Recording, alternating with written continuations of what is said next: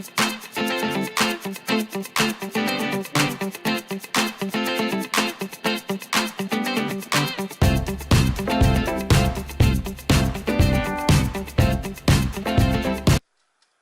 hi everybody, this is Dear Mama Sal, and today I'm going to try and do French toast in the halogen. So this is, I've got some whole wheat bread there that I've soaked in a mixture of egg and a little bit of milk, and it's soaked up nicely, as you can see. So I'm going to put that in the halogen. I'm going to have the halogen on at 400, and I've already pre-warmed it. So let's see how it goes. So as you can see, or maybe you can't, I don't know. There we go, and the light came on. Sometimes when you turn the halogen on, the light doesn't go on because it's warm enough, and as soon as the temperature starts to drop, then it'll kick back in again, which it just did. So I'll give that a couple of minutes. My sense is probably about 5 minutes each side, but I'll let you know when it actually happens. So it looks like it took about 20 minutes. I'm not going to turn that handle because it hurts the mechanism. So I'm just going to leave it with the handle up. Obviously if I put the handle down, it's going to turn the halogen on again, even though I've got it here off the actual unit itself. And this is how the toast looks. It's looking good. I'm going to sprinkle a little bit of sugar on that and enjoy it. I'll let you know how it tastes. Well, hi everybody, this is Dear Mama Sal, and I'm shopping here. Good morning. I just got to show you this. Isn't it just the cutest little thing?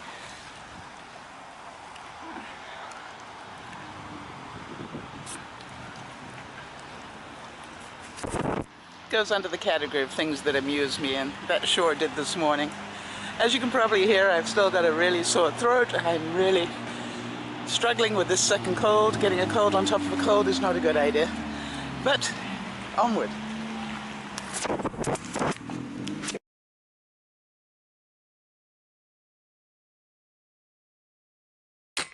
Well, here I am again, and just to let you know, I finished the shopping and I'm about to go home and cook roast beef and Yorkshire pudding, yay, because Dougie's coming to visit today, so I thought I'd just catch in with you all. And I hope that I'm going to have enough of a voice to be able to broadcast tonight. I definitely woke up in the middle of the night with even more problems with my throat, which was not fun. So I'm going to hope and pray that it is enough of a voice to be able to do a broadcast tonight. But if it is a problem, then at least I will start it, let people know, and let them carry on without me if necessary, which is the least I can do. So it's an exciting day. It's always exciting when Dougie comes to visit. We have a lot of fun normally. He's a great guy. So until I chat again, bye bye for now. Well, hi everybody, this is Dear Mama Sal with her cold, and first thing I'm doing for dinner is roast onion, and I'm going to do them in the halogen. I've got it in at 350, and I've put that in for about 40 minutes is what I think it's going to take, but if they get done before then, I'll take them out. And the other experiment I'm doing, because you know I like to experiment, is I'm going to try cooking my roast potatoes in a slow cooker on high heat. So I've had the heat on for about half an hour already, and it's really getting quite warm in there. And let's see what happens to them if you cook them in a slow cooker. Well everybody, I want to tell you that the idea of doing the roast potatoes in the slow cooker was a brilliant idea at the time. It doesn't work, mind you, but it was a brilliant idea at the time. So now we've got the beef on the rotisserie in the toaster oven, which I love this little rotisserie in my toaster oven. That's a fairly big size piece of meat, and my little toaster oven can take it, which I love. And of course it's basting itself as it cooks. I'll let it go for about another half an hour, and then I'm going to cover it in Dijon mustard and some mayo, a mixture of the two, and just let it cook the last bit. We'll see how that works. In the meantime, I've done cauliflower and broccoli, which I will cover with cheese, of course, and then everybody's favourite and they've started cooking, the Yorkshire puddings. Potatoes are in the oven cooking. Right, we're good to go. Well, good morning everybody, this is Dear Mama Sal on a interesting Monday morning. I think that's the only word I can use. I'll explain why in a second. It's already 6 degrees here in southern British Columbia, which would make it 42 in American. I had already phoned in this morning. Excuse me. I had already phoned in this morning and said I was actually going to be staying in bed. When about 10 minutes later I realized I've got a student coming in for 3 weeks, and there is no way I am going to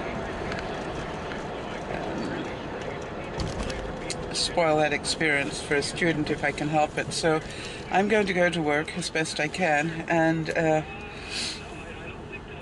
my only fear is that I will make him sick, and if I do, so be it.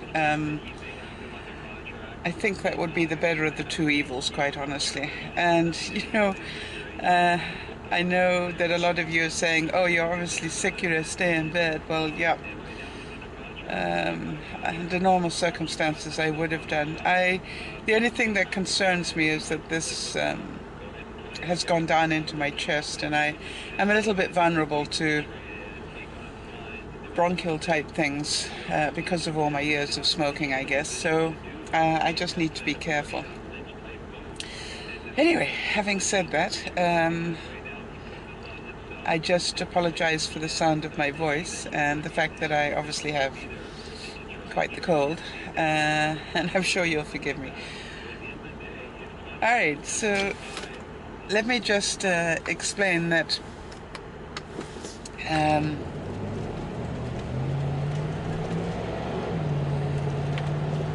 we had a good weekend as far as possible. I was sick for most of the weekend, but had a good weekend. I was delighted to see Doug. Doug came to visit on Saturday, and we had a really nice roast beef dinner, and everybody was really helpful so that I wouldn't have to do all of that on my own. And so we had a great meal, and we had lots of chit chat. That was good as well.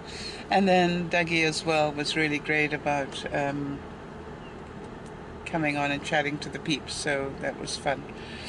It's not often that we get to talk to him, so it's nice when people do talk to him and ask him about what it's like to live in Kenya, because not a lot of people know what it's like to live in an African country, or what the traditions are, or whatever. So it was fun to have him tell us the stories again. All right, for the rest of it, I was really very grateful. Glenn has worked really hard and came over to help me do a broadcast, multi-screen broadcast on Vaughan on Sunday. We didn't think it was possible to do a multi-screen broadcast on Vaughan, but it is. So we were very, very happy to do that. That was awesome. And so we managed to get 3 people up other than myself, which worked really well, and everybody was very kind and generous at their time to allow us to sort of demonstrate it and show how to do it and how it works. And I think the only problem we had a little bit of a problem with Kerry's system, but once we'd got her volume turned down to a different setting, we were able to cope with that. So that's when you're going to find out if people's settings are a little bit high in funny places. You're just going to have to check them out.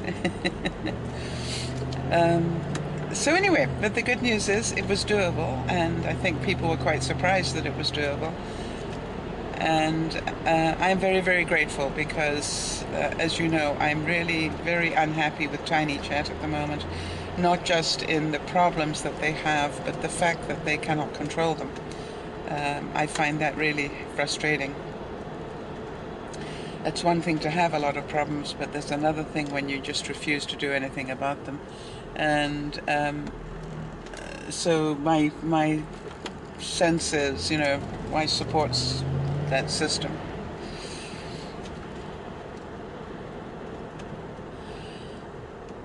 And then, of course, this is the morning they decide to uproot the whole road and start repaving it. Isn't that typical?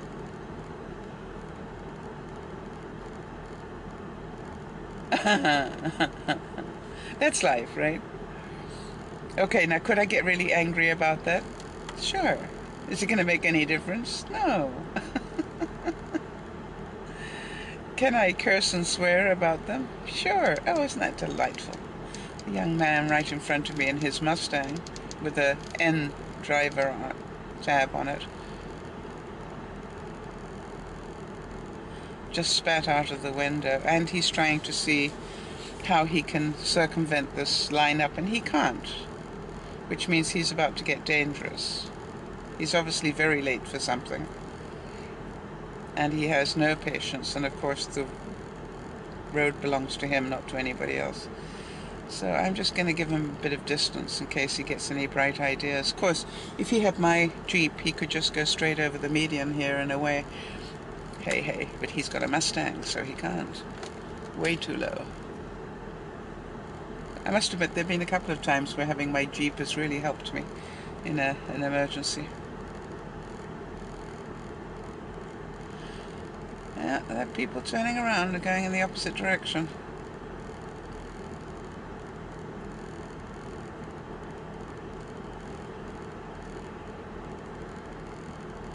I don't think this should be allowed on work days myself, or any other days. They should magically repave the roads, you know, while we're asleep. It would make much more sense to me.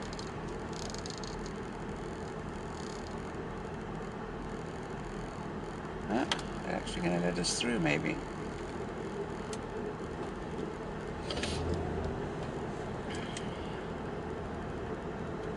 Maybe not.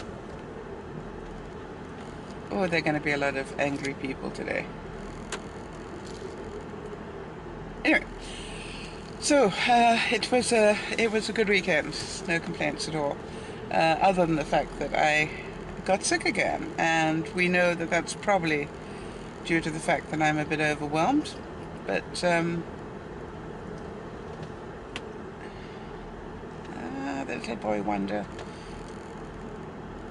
what is wrong with you? Can't you see what's going on? Oh, of course not. He's down low and I'm up high. I can see above the cars. But what I'm concerned about is somebody like this, who's obviously agitated, is a dangerous person to be driving behind, because even when we get clear of this guy is going to be speeding to make up time. And, you know, he's an accident waiting to happen, in my view.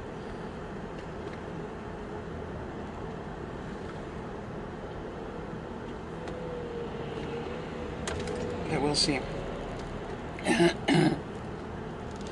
So, it looks like they're going to repave the whole of this section, but I also believe they're going to be widening this part of the road as well. So that's going to be good in the long term, not the short term. I always feel sorry for the flag people.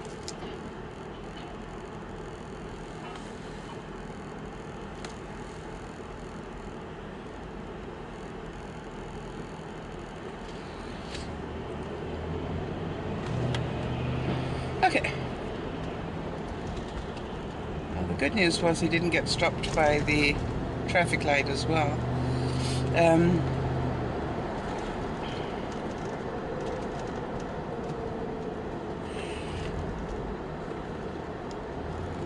I did very little recording over the weekend because I was sick. Okay, so now he started weaving in and out of traffic. Yeah, we knew that was coming. Lordy, lordy, yep. Definitely an accident waiting to happen there.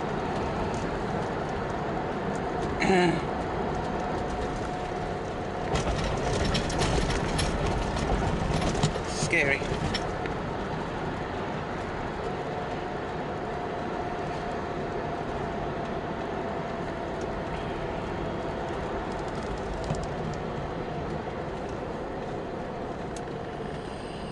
Okay, let me be aware but not concentrate on that young man. I want to be aware in case anything happens. He's now one car up from me. All that weaving backwards and forwards got him one space ahead of me. In Africa they have an expression, slowly, slowly catch the monkey. In other words, if you're in a hurry, the one thing you don't want to do is any sudden movements or, you know, break out of the pattern or whatever. It's actually quicker. I always said to people, whatever you do, don't take a shortcut when you're in a hurry, one that you don't know, regardless of how many people tell you it's shorter, because it normally isn't by the time you got lost. And that's sometimes true of life, I think. And I was thinking about that, how many times people think that there's a shortcut to experience, or a shortcut to making money, or a shortcut to whatever, and really there isn't. After all these years, 67 years of living on this earth, I can tell you that hard work and perseverance is what gets you through. There are very few get-rich-quick schemes that I know of. And I tell you, in my time, I have been propositioned by many, many people who tried to sell me a get-rich-quick scheme and tell me how much money they've made. And I always say to them, show me your balance sheet. And first of all, half of them don't even know what a balance sheet is. So he's now 1, 2, 3, 4, 5, 6 cars ahead of me now, which tells you how he's been weaving in and out. Anyway, so first of all, I have no idea what a balance sheet is, and secondly, of course, they won't show me anything to do with their financial statements because they've been talking off the top of their head.